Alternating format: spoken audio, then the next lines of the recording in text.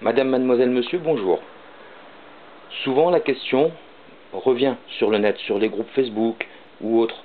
Comment faire ces semis sans utiliser de godin en plastique ou de godin en tourbe? Le plastique, on sait les dégâts qu'il engendre pour la planète, et les godins en tourbe, ça détruit les tourbières. Alors la solution, pour rien détruire du tout, pour être autonome, c'est le presse-motte. Je vais vous montrer comment ça marche. Donc là, avec ce presse-motte, je fais 5 godets avec le terreau de mon bois. Comme ceux qui me suivent le savent, j'ai la chance de posséder un bois, donc je vais récupérer de l'humus, du terreau dans ce bois. Donc, concernant la récupération de l'humus dans mon bois, vous allez trouver une petite vidéo là, tac, ici par là, pouf, pouf, information, où je fabrique une culture en lasagne hors sol qui est adaptée à mon terrain. Et dans cette vidéo, il y a 1 minute ou 2 où je pars dans le bois, dans mon bois, et où je vous explique comment je procède pour récupérer l'humus ou le terreau dans ce bois sans le détruire. Donc voilà, je vais utiliser ce presse-motte, le terreau de mon bois et un pulvérisateur pour humidifier le terreau. C'est parti.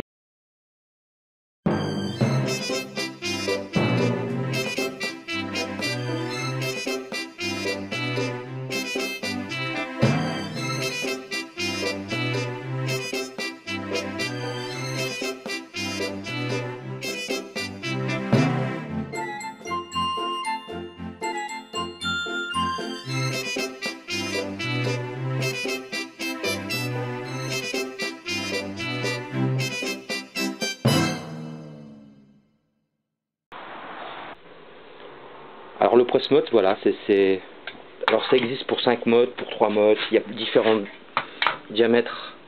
Voilà, on remplit de terre ces 4 compartiments, ces 5 compartiments. On remplit bien de terre, de toute façon je vais le faire. Et ensuite, hop, on appuie. Et là on a des teuteux pour faire le trou pour mettre la graine. C'est pas d'électricité, rien du tout. Une fois qu'on l'a acheté, ça coûte une vingtaine d'euros. Celui-ci, je pense que je l'ai payé une vingtaine d'euros. Une fois qu'on l'a acheté, c'est à vie, si on en prend soin.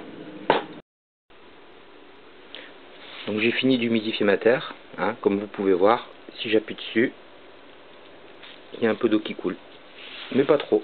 Elle est voilà. Allez, on va procéder à la fabrication des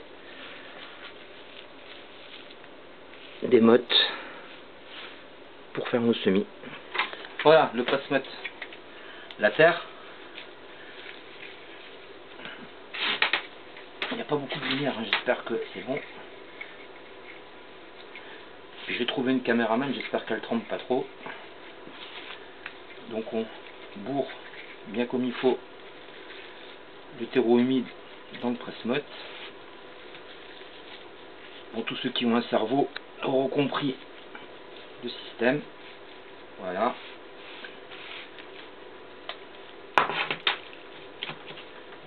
Et là, on fait ces 5 mottes en appuyant comme ça. Hop.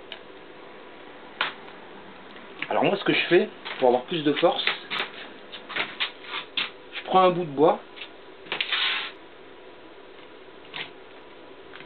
je le mets dans le presse-motte, après, et j'appuie comme ça. Et là, j'ai vachement plus de force.